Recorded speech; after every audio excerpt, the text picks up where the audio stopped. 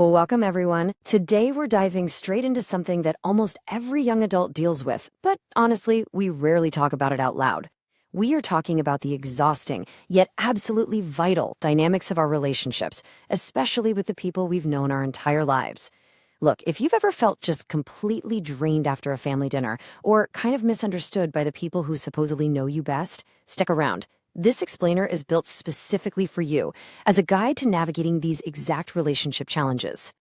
To kick things off, there's this quote from the social anxiety subreddit that just hits the nail on the head. It says, "I literally don't feel awkward or anxious around strangers. When I'm with my family, I just shrink into this awkward, quivering wreck."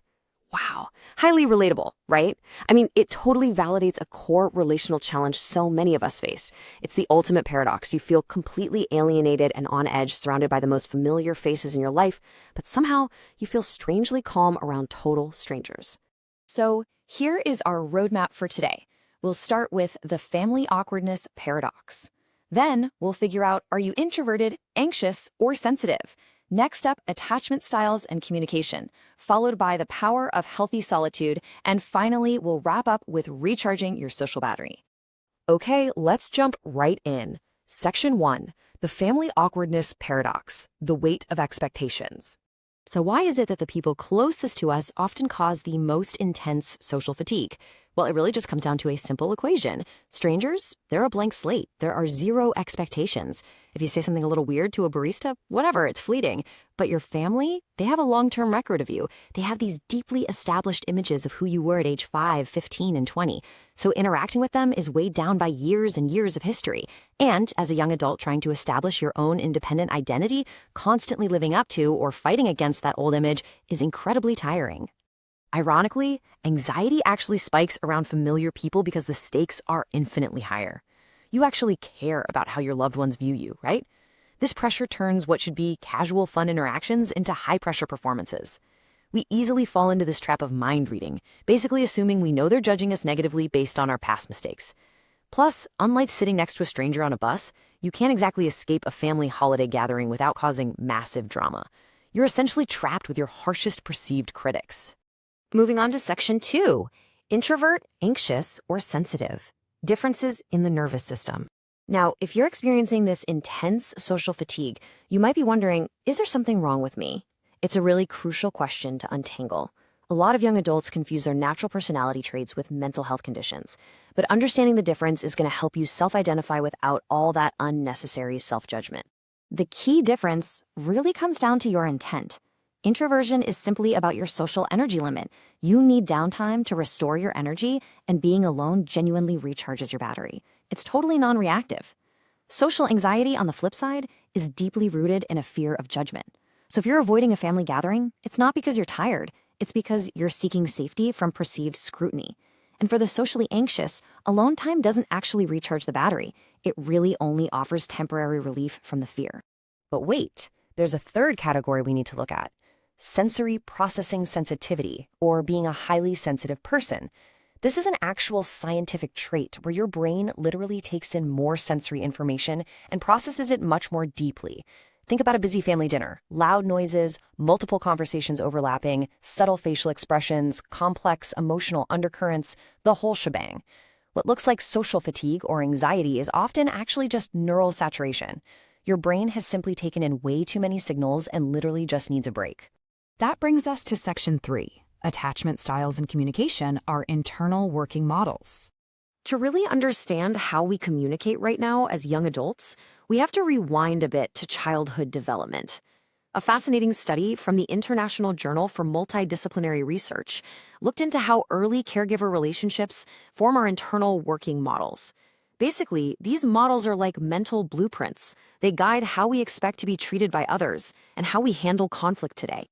Let's break these down. If you have a secure attachment style, you generally experience healthy, open communication and you handle conflict without feeling personally threatened.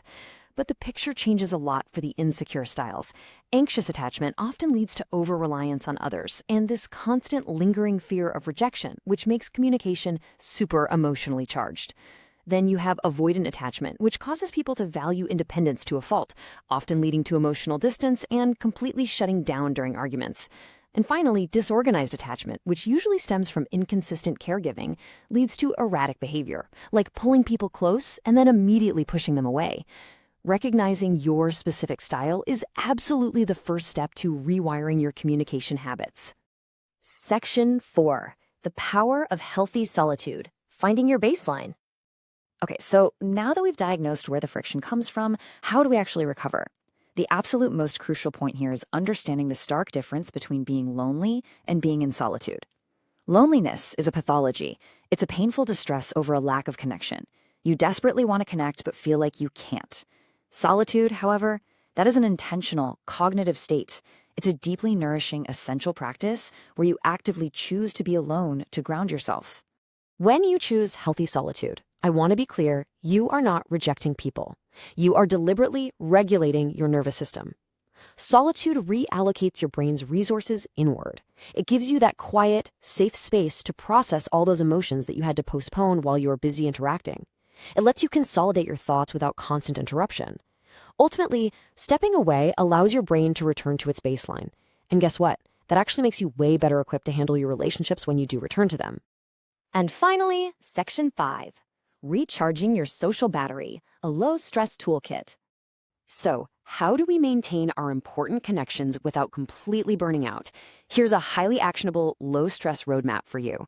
Step 1. Prioritize one-on-one time. Large group gatherings drain your energy incredibly fast.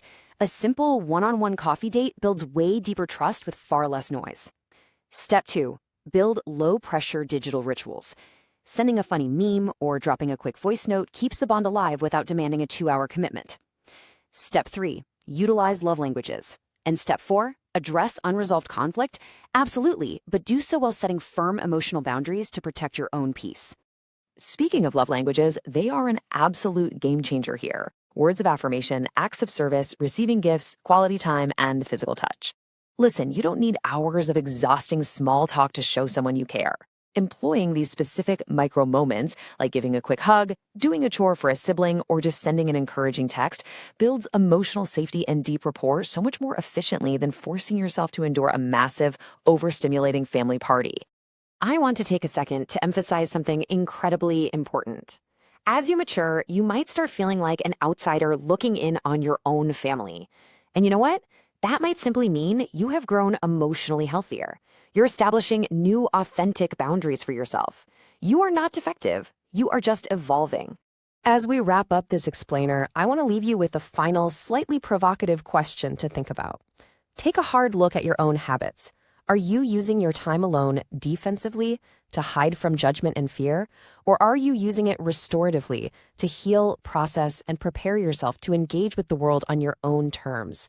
Understanding that difference is the real key to mastering your relationships. Thank you so much for joining me today, and I really hope this gives you the tools you need to navigate your connections with confidence. Catch you next time.